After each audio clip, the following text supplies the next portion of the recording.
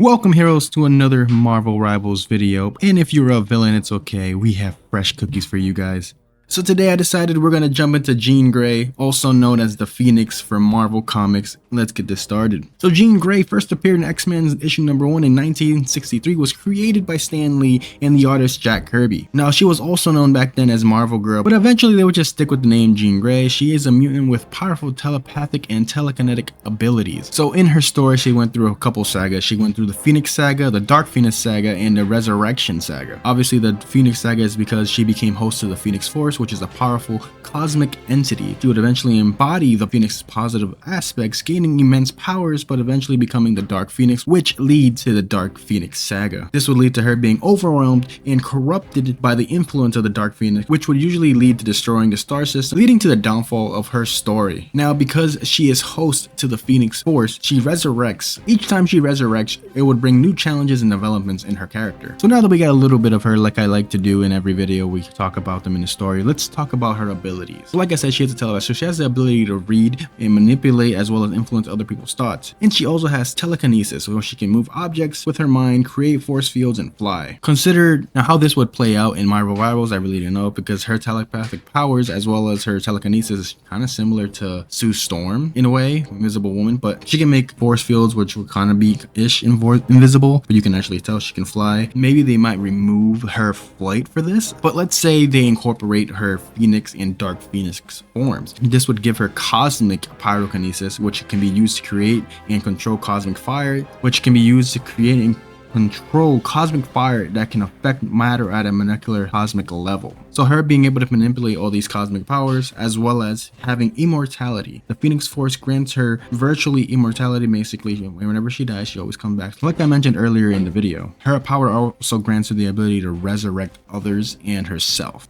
And the last thing that we like to talk about is she has the ability to absorb energy. Phoenix can absorb various forms of energies, which maybe she might be able to like reflect and redirect attacks towards enemies whenever they do it, just like Mr. Fantastic does currently.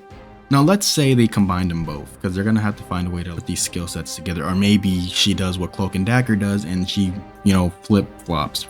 She can use her regular Jean Grey, telepathy and telekinetic powers, and then she can flip-flop to the Dark Phoenix form, which would be a completely different thing. Now, that could be her ultimate. Let's say that. Let's say her Dark Phoenix form, or her Phoenix form is her ultimate ability, and she turns into it just like how magic does. She can, move, and she does like force field, and she does like energy pulses that she can throw at people. Let's say she uses her ultimate and she turns into the Phoenix or the Dark Phoenix form.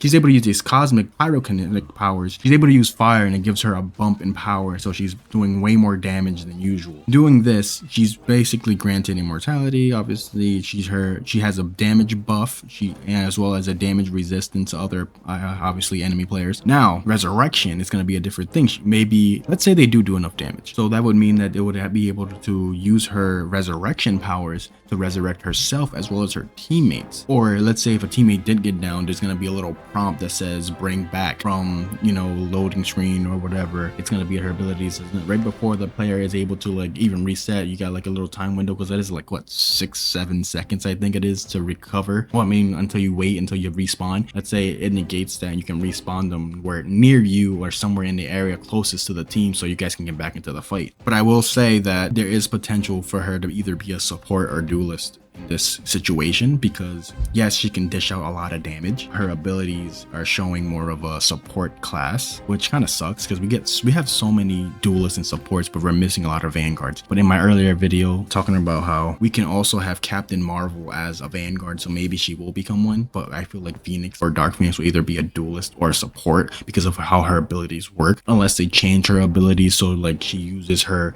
cosmic powers to like create like a blade. Maybe her cosmic powers have allowed her to be a vanguard. You never know. Again, she is a very complex and dynamic character, so you never know what they can do with her. They just have like all these characters, especially the ones with superpowers. There's just so many directions you can go with them. Again, unless, like I mentioned with Blade or even Captain Marvel, they create a completely different class to support them in their cosmic energies and other cosmic powers. But let's say we take into account telepathy, the telekinetic powers, the cosmic pyrokinetic powers, the molecular manipulation, the immortality, the resurrection, the energy absorption. When you take all those into account, that's kind of more of a support role, in my opinion, because being able to control these things, you can be in the background, or maybe she can fly. So she's probably going to be a counter to Iron Man, since there's so many players that are freaking, we have so many grounded players, okay, that Iron Man is such a pain in the ass unless you have a Spider-Man or anybody that can shoot him down like Hawkeye. But we don't really get a lot of Hawkeyes in ranked, so it's a pain in the ass to do. But let's say if we did get a Jean Grey, or even,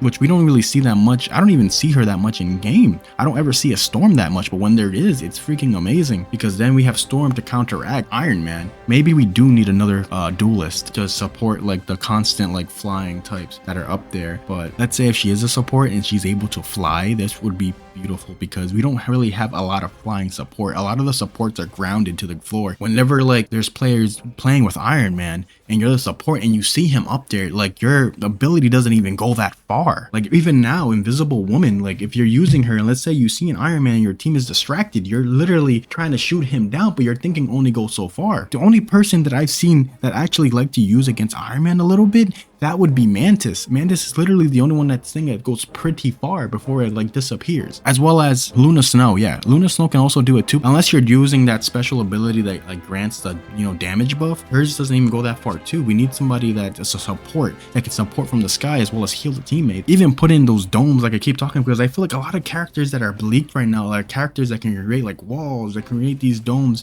that are support class-ish, but also duelists. And we have a couple characters that are obviously have been leaked that could have potentially be in the Vanguard, because we do need a couple more Vanguards, but it's gonna be a pain in the ass when you're playing ranked and the whole team is set up as Vanguards. But so let's end the video with saying that I think that Jean Grey, you know, Phoenix / Jean Grey, she fits in the duelist support category. And I keep saying this in all these videos because that's what I see. Unless they find a way to switch her and make her more into a tank character, which she can be. She can take a lot of damage. We see it in the comic books, we see it in the movies. She can negate so much damage. So you know what? I'm gonna put this one in the air. She has potential for all three categories. Let me know down below, what do you think she's going to be able to do? Do you think she's going to fit more into the Vanguard, duelist, or strategist? And while you're going down there, please, for me, hit that like button, subscribe to let me know that you guys want to see more, and help me reach that 25 like goals, because that is the goal I'm trying to reach for all my videos. Thank you guys so much for supporting the other video. My Blade video just went up and you guys have been awesome about this, as well as should have already uploaded by now the Captain Marvel one. Thank you guys, and until the next video, later.